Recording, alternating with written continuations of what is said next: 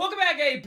Welcome back to it. Welcome back to your flipped classroom and our continuing discussion of the Industrial Revolution and its effects, right? We are now going to wrap up pretty much the first wave of the Industrial Revolution and how it's going to majorly affect the continent of Europe and also, of course, like the, European culture in general, the fabric of European society. And we're going to kind of wrap all that stuff up, go into how the continent will industrialize, and then we're also going to begin to talk about the fallout of the concert of Europe and blah blah blah blah blah blah blah. So now, the thing about the rest of this unit is it does move pretty quick. So our next test will be coming up a little sooner than you think, okay? But the number one thing about it though to keep in mind is it's also awesome because I've condensed a lot of it down and we'll be able to keep some of these flips pretty short, all right? But let's pick up right where we left off at the end of that last test, right? We started talking about liberal reform during the Industrial Revolutionary period, right? So what's going to end up happening is during the Industrial Revolution, it's going to have a lot of major effects, right? Massive effects like urbanization, like you saw in your test, is going to be mentioned twice in two different questions.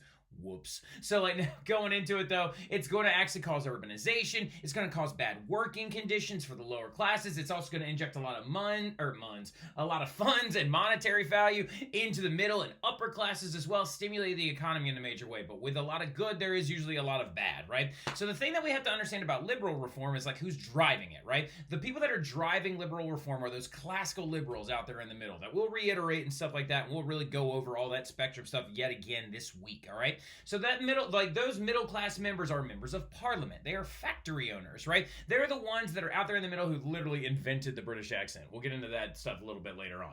So the thing that you have to understand though, okay, is they're going to start passing laws limiting the ability of children and women to work, right? Which is just like really messed up. You shouldn't be limiting children's ability to work. Look how happy these children are. They want to be in those minds, right? So now look, going into it though, you have to also understand, as we talked about in the bonus question in your test, is this growing attitude of reform coming out of the Enlightenment or from the Revolution, right? But the thing that's going to interestingly enough happen in this entire progression is it kind of actually hindered the lower classes' ability to make money. It's a very, very weird kind of double-edged sword, right? Where it's like, to be honest, do we want kids losing fingers and minds? No. You know what I mean? But at the same time, do we want families to be more economically prosperous and potentially move from that lower society level into the middle one? Yes, it's like a very weird kind of issue of limiting their ability or families' ability to work and certain people's ability or certain people in the family's ability to work is going to actually affect how much money they can make, right? So now one of the biggest ones that actually comes out is these next three acts, right? These next three acts, I'm telling you, the College Board loves to ask about them, right? I don't know what it is out of everything that I have to teach you during this year, but the College Board is obsessed with asking about the Factories Act of 1833 or the Mines Act of the 1840s and blah, blah, blah, blah, blah, blah, blah. So look, the Factories Act is a good place to start. So do me a favor, highlight these three acts, right? Because we're going to review them a lot and we're going to talk about how they're going to affect the fabric of European culture, right? Factories Act of 1833 is going to do a lot of really important stuff, right? It's going to set the age limit that somebody can actually work inside of a factory to at least 9, right? It was actually formerly you could work as old as the mother would allow you to work, right? But now the age limit will be set at 9. And also children will only be allowed to work about 8 hours per day, 48 hours total, okay, through a 7-day period. And so what you have to also understand though is it's also going to require, if you are from the ages of 9 to 13, 2 hours of education per day. So basically factories are going to be required to have schools on the inside of them, right? Now this sounds like a really, really amazing thing. Like it's going to oh man, these factory owners are going to be forced to educate these children so you'll have a more literate population and everything will be better. No, what ends up happening is they just start not hiring kids anymore. Right? They're not going to pay money. These factory owners are not going to pay money for educators to come in and stuff like that. So they're just going to actually basically shift over and be like, we'll hire people over the age of 13, right? Now, the Mines Act of 1842 is another big one, which is going to ban underground work for women and girls and no children under the age of 10, right? Now, this basically says 100% that if you are a woman, you cannot work in the mines anymore, period, right? End of story. And this actually all came from the fact that apparently when some of these middle-class members of parliament were touring some of these mines, apparently it was because the clothing that some of the women were wearing. Some of them will be wearing very little clothing and sometimes remove parts of their clothing because literally it was so hot in the mines themselves. And a lot of the times that when they were working around other people, they were a lot of these members of parliament were well, these women are exposed to these men and stuff like that. But the irony is that you usually worked as a family unit in the mine. So it would be mom and dad and the kids that would be seeing this stuff, right? And so it's a very interesting thing that these shocked and appalled, clutching their pearls girls, members of parliament, start looking at, they're like, we got to stop this, right? And so they put an end to the women's ability to actually work underground, and also ban it for girls as well. Then there's this other one known as the 10 Hours Act, right, of 1847, which limits the amount of number of working hours you can have, right? 10 hours a day, 5 days a week, 8 hours on Saturdays for women and children, right? So these members of parliament are going to come in there, and they're going to start doing a lot of this different stuff, limiting the ability, or limiting the, like, who can actually work in this new industrial society, right? And it's meant to be out of the goodness of their heart, but it actually, ironically enough, does weaken the lower class families' ability to make money, right? So going into the next thing, you have to understand that this is also going to be coupled in and lead to new labor movements, right? Because if you are weakening or limiting the amount of, like, money a family can bring in, what's going to happen is the working members of that family are going to demand more, right? They're going to want increased wages to make up for what they're losing. They're going to want, like, better working conditions and all, like, different things like that. And these are really, really important, because what we're talking about, all right, is what these men are going to do in response to all this. Because none of those labor movement stuff really talks about men whatsoever. But men are losing their body parts. They are losing of the ability to keep working. They're breaking themselves in half and then getting fired if they get sick, right? So the men are going to collectively come together and begin to form some of the earliest labor movements known as amalgamated societies. Now, an amalgamated society, what that is basically a bunch of guys coming together in a certain line of work, right? Like a bunch of miners would come together and create an amalgamated society. Paper makers came together and made an amalgamated society. Iron workers came together and made an amalgamated society, which you know them as is a labor union, right? So what these actually do, these labor unions or these earliest labor movements, is they are organized, they perform strikes, they want a better working conditions, right? So they start entering into negotiations with factory owners and also some of these middle-class factory owners as well, saying like, hey, we want breaks, we want a designated lunch area, we want more ventilation windows installed in here, we want to have like I don't know, like other things, like we want to make sure that we have overtime pay, right? Like stuff like that if we're working above the required hours. So these earliest unions enter into these communications, and if the owners of the factory don't want to do it, they'll be like, all right, well, we're going to go on strike. We're going to put a big old picket line right out front of there, and when you try to hire scabs, is what they were called, or replacement workers, we will threaten to beat them up, right? Eventually, this grew into legitimate unions, though, right? That were politically active and politically recognized, okay? And these are going to be super, super important, because you're going to talk a lot about labor movements, especially next year when you get into AP US history, talking about the Knights of Labor and the American Federation of Labor, right? So these labor unions are going to be huge, and they're going to be a direct result of the Industrial Revolution and all the working conditions that are actually so bad, right? And you got tons of them that were actually out there. Like I said, we have the paper makers one, there's an amalgamated society of woodworkers right there, and then also there's just a general amalgamated society for laborers also, right? And this is going to be really, really big in Europe, and it still is. For example, in Denmark, 75% of all workers are in a labor union, which actually leads to higher wages, more increased output, and it also just leads to happier workers, right? So going into the next thing you also have to understand, though, is this whole time we've been talking about Britain, right? We've been talking about Great Britain this entire flip so far, right? And, Great Britain is physically separated from the rest of the continent of Europe. And it started its industrial revolutionary movements during the 1700s, before the French Revolution ever even began. Now, what we were just talking about, though, Factories Act, Mines Act, 10 Hours Act, that's all going to happen after Napoleon's gone. So the Industrial Revolution is a really big swath of time, right? Because it spans over 100 years. But the interesting fact of the matter is that we have to understand is that the continent of Europe, right, with places like France, Spain, Netherlands, what is now Belgium, what will later become Germany, right, are going to industrialize after Great Britain, right? They are going to have to learn from Great Britain on how to do this, okay? And it's going to be a slow process, and it's going to be a different process for a lot of countries, right? Some countries will have governments that are a little bit more active in this. Some of them will not. Some of them have more private investment, right? But what you need to understand, though, is that they don't start industrializing until after the British, right? And the reasons why they didn't start industrializing after the British is for a lot of different things, right? First of all, inflation was dramatically affecting the continent after the French Revolution. Also, there was a lot of mass destruction after the Napoleonic Wars and the Wars of Coalitions, because while all that was going on, you can't really focus on building a factory. You also have money for investment, right? So you have to understand, like, after steam power came out, and after a lot of, so really quick, after steam power came out, and after a lot of these different different items are being made in Britain are being sold for cheaper in the continent, what's happening is it's affecting profit margins for a lot of people that are still out there in a place like France. So it's affecting how much money there is to invest inside this, right? Also, the French Revolution in general and the movements of Napoleon. Now, this is one of my favorite ones to talk about.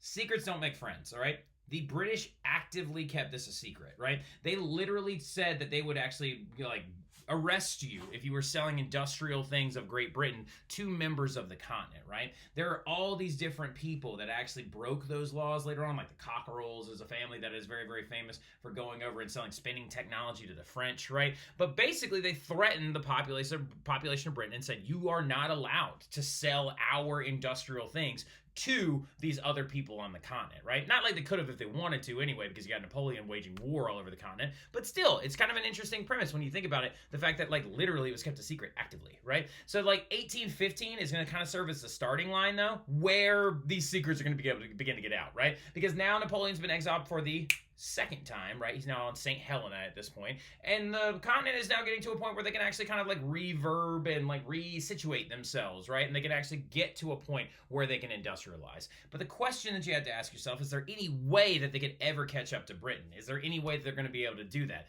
Well, interestingly enough, one country does, right? So if we look at this graph right here, which is the relative amount of industrialization in European history throughout the growth of, or throughout the expanse of time, starting from 1760 going forward, as you can tell, Britain got out to a massive lead, right? Like a huge lead. This gap doesn't seem that big, but at the time it was a chasm, right? And even so, by about the 1830s, they launched back up again aggressively after they began to refine different chemical processes and also trying to realize that they can make things even more efficiently. And so as you can see, this green line right here, Britain is off to a cataclysmic start. But who's this brown guy coming in out of nowhere? Right? So yeah, that actually eventually passed Great Britain there for a minute.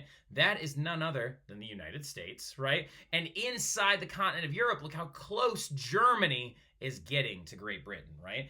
Germany is going to get real close to actually the industrial processes that Britain can create. They actually have several families of their own. That is the Krupp family that starts building weapons, and they also create the steel making process known as the Bessemer process, right? Which we'll talk about all that stuff in the second wave of industrialism, because that's what this is, y'all. This is a little bit of a graph to kind of show you something really important. There is a first wave of industrialization that happened until right about here, and it ended, and the second wave of industrialization will begin right here and go whoop, and it'll just launch everything forward. As you can see, the Germans really took advantage of that second wave in a big way and got very close. But is that going to also lead to diplomatic tensions? Is that going to help lead to some scary stuff known as worldwide war, possibly a little bit later on? Yeah, because it's happened right about here. So yeah, now so keep that in the back of your mind, right? Because there's going to be some big natural resentment that grows between Germany and Britain as their industrialism begins to grow, right? We're going to see this specifically when we get to World War I, when we see this thing known as the Anglo-German arms race, right? Now, going into it, though, you have to also understand, how is the continent going to gain steam, though? Gaining steam? Good dad joke. How is the continent, though, going to gain steam and begin to industrialize just like Great Britain did? Well, it all comes down to a couple of things, right? British technology and workers are going to begin to sell these secrets to European countries. Like I said, for example, earlier, this one family known as the Cockerells sold a lot of spinning technology to people in France when they weren't supposed to, right? And several other families do this as well. They begin to go over the English Channel and sell these secrets, and they're just like, you know what? I just won't go back, right? So, and they start doing that. Also, the government is going to begin to directly support industrialization in the continent. Now, an interesting thing that happened in Great Britain is that the Industrial Revolution kind of just occurred, right? It occurred on its own, and it was a lot of private investment. A huge amount of the money that actually was invested into the Industrial Revolution in Great Britain is going to come from private individuals, right? They're going to start their own factories. They're going to start moving these factories into cities. When steam power comes along, power looms will be developed. Everything starts blowing up. Stuff gets super urbanized, but a lot of it came off the backs of independent families choosing to do this in Great Britain. Whereas in the continent, it's a very interesting thing, because in the wake of Napoleon and those wars of the coalitions, there's not going to be as much money for investment, so the government will have to step in and directly fund it, right? So government supports it by creating tariff protections to try and make those cheap goods coming out of Britain right now a lot more expensive, right? To try and encourage some of the people inside the continent to do that. Now, that is what tariffs do, but it's really, really funny because they don't really work that way anymore, but we can get into that discussion a lot later on. So Going into it, though, railroads also are going to be laid by government, not private companies, right? So you can see that direct government stimulation as well. And industrialism in the continent is going to begin to be tied to national pride. For example, the Germans became obsessed with their efficiency and their ability to industrialize and try to catch up to the British, right? And this is known as economic nationalism, which is going to lead to some hostilities like we talked about a little bit early just now. Also, corporate banks and limited liability protection. Now, this is a really big deal, okay? Corporate banks means we're going to have a lot of banking come back in a big way. And I know a lot of y'all are like, well, what does that mean? So basically, in essence, the banks that were hurt during the reign of Napoleon, that had a lot of their money taken away from them or also might have collapsed a little bit, end up actually refueling and resettling, and they start issuing loans to people that want to start their own industrial companies. These companies, though, are going to be called LLCs, limited liability corporations, right? Which means that banks inside the continent begin to offer loans that they can only lose their original investment, right? So instead of ever having to owe something beyond their original investment, the bank just basically says you will only be responsible for this original amount of loan, not necessarily any kind of dividends that you would have taken on the risk itself, right? So it actually has a little bit more protection, right? Now, what you can also see, though, is by 1815, actually by about the 1820s, the British finally just start taking a step back and being like, whatever. We're not even going to hide how awesome we are. We're not going to hide our whole thing anymore. We're not going to hide how great our Industrial Revolution was. And so they literally build a monument to it, right? And they literally build this massive thing known as the Crystal Palace, which is a huge building in the middle of London that was made out of glass and iron. And it served basically as a convention center in the mid-1800s after their secrets got out to the continent and the continent began to industrialize. They literally created this giant, beautiful exhibition hall, and they would hold a huge convention in it every single year. This is the ad from 1851. And as you can see, it was a massive, huge building that had beautiful stalls and great expos on the inside of it. And basically, this is another way that economic nationalism is going to be tied to industrialism, because the Brits wanted to show off at that point and be like, well, look how awesome we are, and we did it first, right? And so, funny enough, I wish you could go visit this bad boy still, but you can't, and unfortunately burned down. Sorry, Julia Turnipseed, I know you're a big Brit fan. Now, so going into it, though, what you have to understand is we're now kind of wrapping up all of that industrialism stuff, and let's take 2 seconds to just look at the concert of Europe in 1815, because now we got to kind of go back to all that political stuff, right? So we talked about it before the Industrial Revolution, the conservatives, the socialists, the classical liberals. You have your little organizer to work with, right? And just as a quick review, remember that the Congress of Vienna is going to create this, and the balance of power and the spreading idea of revolution is going to be really important. The Congress of Vienna was that meeting to try and redo the balance of power and prevent the ideas of the French Revolution from spreading to everyone in the continent. But too bad, can of worms is open, right? Because under Clemens von Metternich, the conservative Quadruple Alliance and the leaders of Europe wanted to reestablish the status quo of Europe, right? Or basically what Europe was like before the revolution.